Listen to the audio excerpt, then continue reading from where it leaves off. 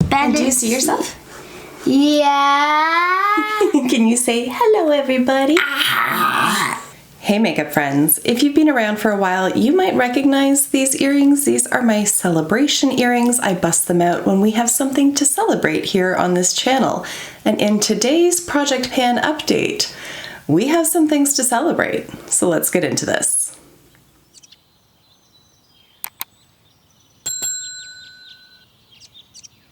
Before we get into the video, I just want to take a moment to welcome you back to my channel, or if you're new here, then hello and welcome. My name is Kara, and on my channel we like to mix beauty, brains, and the occasional F-bomb. The makeup details will be listed down below, but I am wearing some items from the project and have brought some other items in as well, just to round things out. But now, let's turn our focus to these items, because like I said, and like the earrings indicate, we have a few causes for celebration. Some, if you watched last month's update, are not going to be a surprise, but there's a couple in here that I am very happy to see that I wasn't necessarily expecting, I was hoping for, but we will get to those momentarily. I do have an entire playlist with all of my Project Pan updates, so if you have missed any and you want to go back and check them out, you can check the playlist right up here.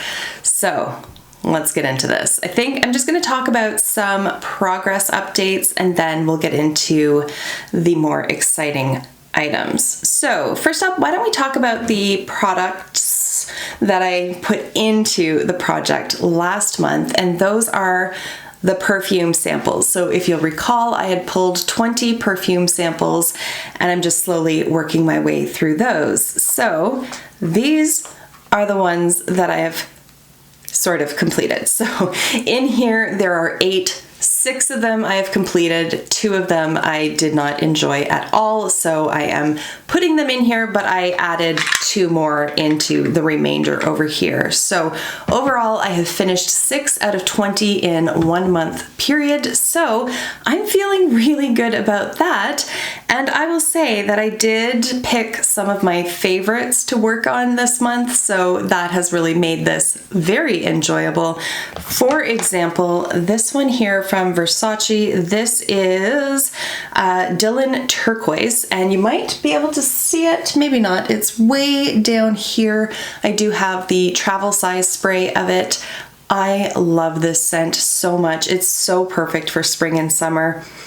I couldn't tell you what those scents actually are, but it's like, it's bright and fresh smelling without smelling floral or too sweet. Like, it's not a cloying kind of scent. I just really, really like that. I think it's perfect for this time of year.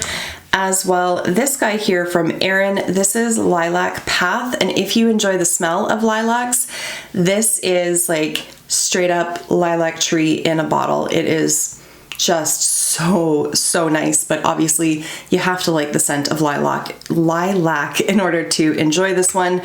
The 2 that I just really did not enjoy, we've got Very Good Girl from Carolina Herrera, and it just smells chemically. There's nothing natural about the scent, and so I did try it a couple of times and I just did not enjoy like any little whiff of it that I got. It just smelled artificial and very strongly artificial, so didn't enjoy that at all.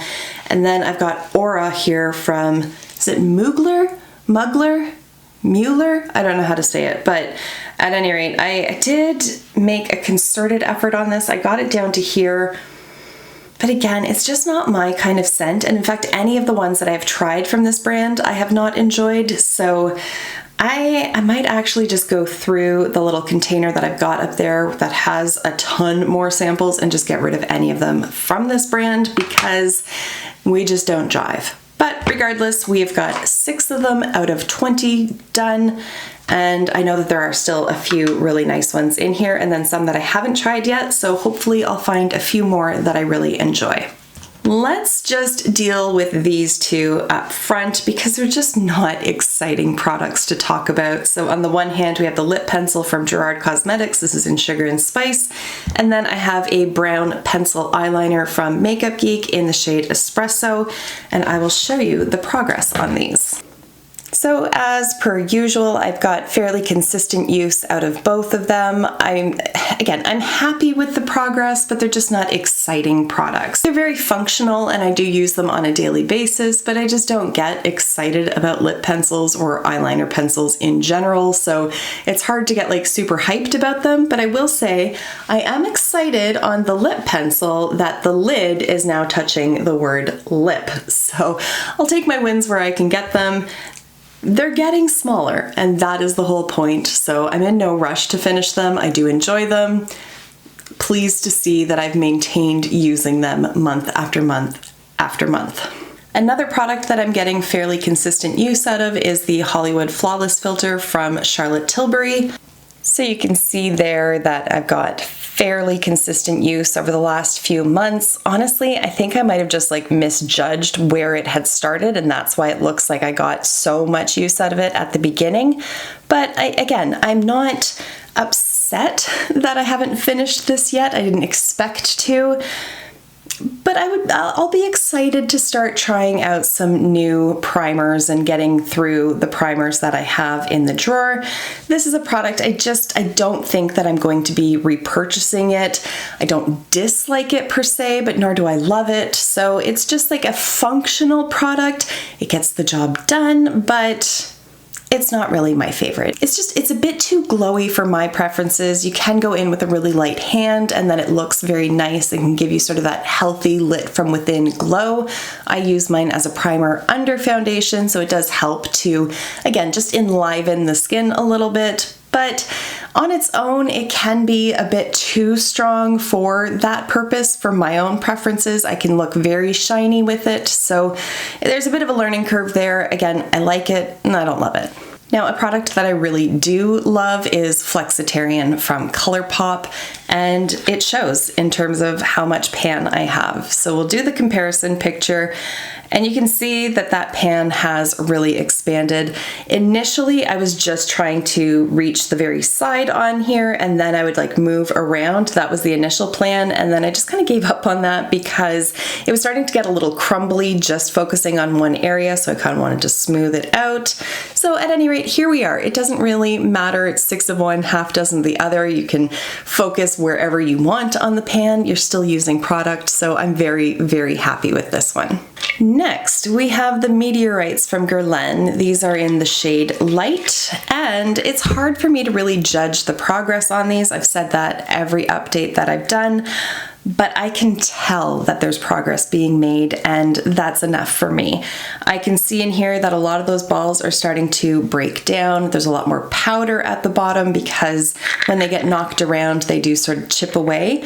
Frankly, that just makes it easier to apply, and I really do enjoy wearing this product. I find that it just smooths everything out really nicely, especially when you have a highlighter that is as impactful as Flexitarian. It can look very much like a just solid stripe on my cheekbones. Then I go in with this. It just blends and melds everything together beautifully. So happy with these. I do have a more bronzy toned container in my drawer, so I don't need to repurchase these when I do get through it, but I am enjoying the experience of using these. I think it's time for us to talk about one item that I have finished up, and that is the Aqua foundation from Kogen Do. This is such a beautiful foundation. It is wildly expensive. I will not be repurchasing it anytime soon, but my goodness, I enjoyed the hell out of using this. It just is the perfect foundation for me. Like, it offers just the right amount of coverage. It has a very realistic looking finish on it, wears beautifully throughout the day. It's not heavy, it's not sticky, it's not too glowy, it's not too matte.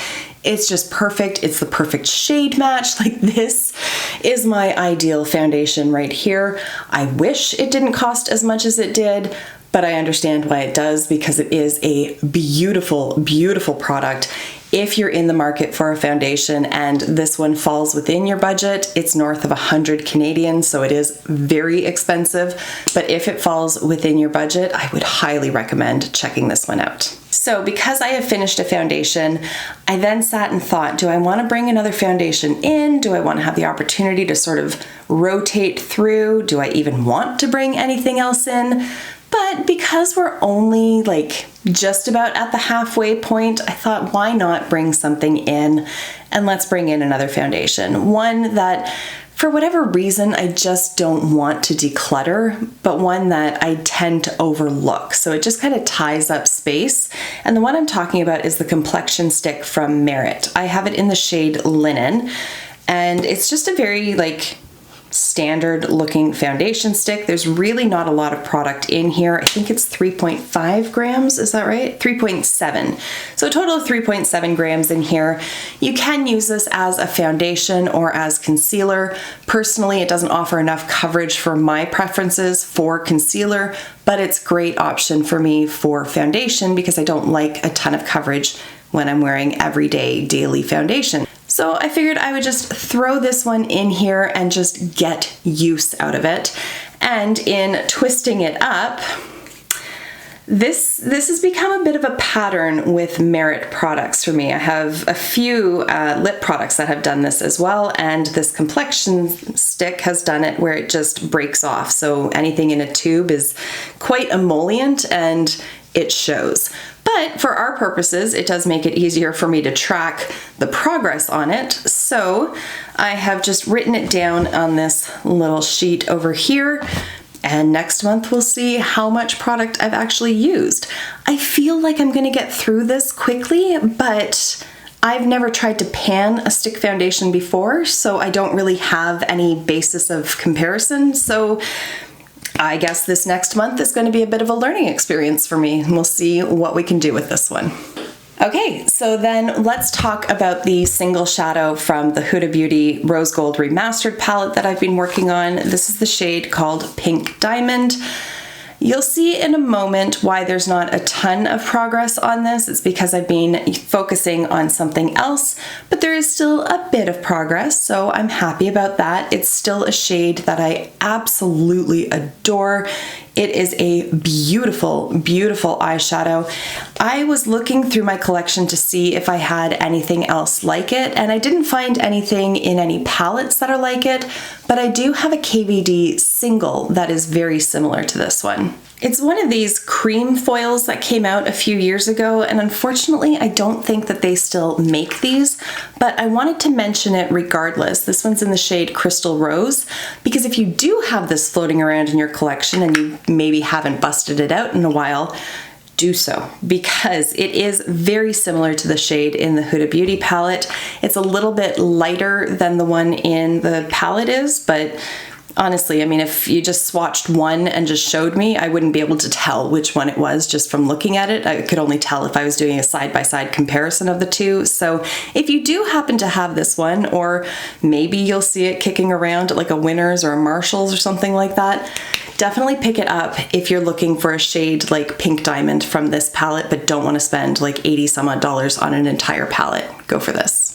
So that leaves us with two items, and I'm going to talk about the other one that I have completely finished up, and it really shouldn't come as any shock to anybody if you've seen my previous updates, and it's Luminoso from Milani. This is one of their baked blushes, and she is as done can be, and I had to wear the earrings in celebration of this because I was not convinced that this was possible. I have had this blush for years, and it's finally finished, and I love it. I really do love this. At my local Walmart, I see this in a travel size every now and then. I think it's like $4. If you can find it, the travel size is sufficient. You don't need a full size of it. In fact, I'm not entirely sure that they still make the full size of this, but get yourself a travel size because this is beautiful. I'm so happy to be finished with it. A little bittersweet about it because I really do love it. But at the same time, I am now excited to be able to spend some attention on my other blushes, which then leads me to, am I going to try to pan another blush? And the quick answer is hell no, absolutely not. I have so many of them. I've been happy to pan this one. I am not looking to start out fresh on any of the other ones because there is not any of them in the drawer that are close enough to being finished where I would think it would even be within the realm of possibility of finishing it within a year. And I really just want to be able to rotate through at this point. But I did want to bring in another item, and that is going to be a brow pencil. This one is from e.l.f. It's the Instant Lift Brow Pencil in Deep Brown. And I've just decided that I am not a brow pencil girl. For my purposes, I just think it's fussy. It's a step I don't need to do. A tinted brow gel works just fine for me. I have fairly full brows to begin with, so I don't really need to do a lot of sculpting and filling in and creating brows or anything like that. So I don't really have the need for brow pencils. But I have this one and I just want to finish it. I mean, it's not super expensive. I suppose I could just throw it out, but that just feels wasteful when there's really not that much left. So I don't know how long this will take, to be honest. I actually have two brow pencils. I have this one and one from Maybelline, I believe it is. Yes, the other one is from Maybelline, and this is the Tattoo Studio Longwear Brow Pencil. This one is far creamier, if you will, than this one. And this one just, you have to sharpen it so frequently because it just mushes down into nothing. It doesn't smudge around or anything. I don't actually mind it as a brow product. But all that to say, this would be finished a lot faster than this if they had the same amount of product left. But this is the one I want out of here, if only because this is so freaking big. It's so unnecessarily big that it doesn't fit into the container that I have in the drawer, and it drives me batty, so I just want to get rid of it. I don't know why they made it this big. I truly don't. The pencil comes out here. There is a spoolie on the end. I do like that feature of it, but overall, it's just a product that is just here, so I may as well use it, but I don't love it. So there we have it. Hopefully I can get through it quickly. Okay, so then that brings us to the last item, and here's where I have a couple surprises for myself, and I guess for you if you're feeling vested. I mean, if you've watched 5 updates, you probably are, but here we go. So there you can see the pan size has increased on pretty much all of the pans that I had going on, and there's 2 additional pans showing. I am shocked as hail that this one has pan in it, because if you'll recall, when I started this project, I was saying I didn't even want to use either of these shadows because I just didn't like them. I was wrong. I just had to scrape off the top because they were very hard panned. I've had this palette for at least 6 years at this point, so it is old. I took a spoolie, I scratched all of that off. These shadows are beautiful. This is just like this beautiful, where is it? This one is just a beautiful pewter kind of shade, almost like a silvery taupe. I love it. It's a great like everyday go-to for me, and it shows because now I've hit pan on it. But because I've enjoyed that one so much, I've also been dipping into this one and also deciding that I really enjoy that as well. I prefer the silverier one more in terms of just how it looks on the eyes. It's a little bit more cool toned, and I'm just jiving with that right now. But this coppery toned one, still beautiful, performs really nicely. I would suggest if you have this palette or you pick it up, use a setting spray. So pick up the shadow on your brush and then hit it with some setting spray. It's gonna help the longevity throughout the day. I initially had issues with this until I started using the setting spray, and it was a game changer for me. Sometimes it makes a difference, sometimes it doesn't. With this one, it most definitely does, so highly recommend that. But I am shocked that I now have pan in every single pan, minus one, of this palette. I've never done that with a palette before, so I am so excited about this. I'm still so motivated to keep using this. I love this palette, and I can use it in conjunction with other shadows. That's what I've done today. I have Cleona Glow all over the lid, and then I have some of the matte shadows from here just to sort of create dimension and shape. This is just such a workhorse palette, and I love it so much. I truly love this palette so much. So there we have it. That is the update for this month on the Project Pan. I'm really excited to see what kind of progress we can make on particularly these new items that I've brought in throughout June. But at the end of June, early July, we'll find out together. All right, with all of that said, I'm going to wrap the video up here. If you enjoyed it, please give it a thumbs up. If you're not subscribed, I ask that you consider doing so. But other than that, I will see you in my next video, and until then, just be a decent human being. Bye for now.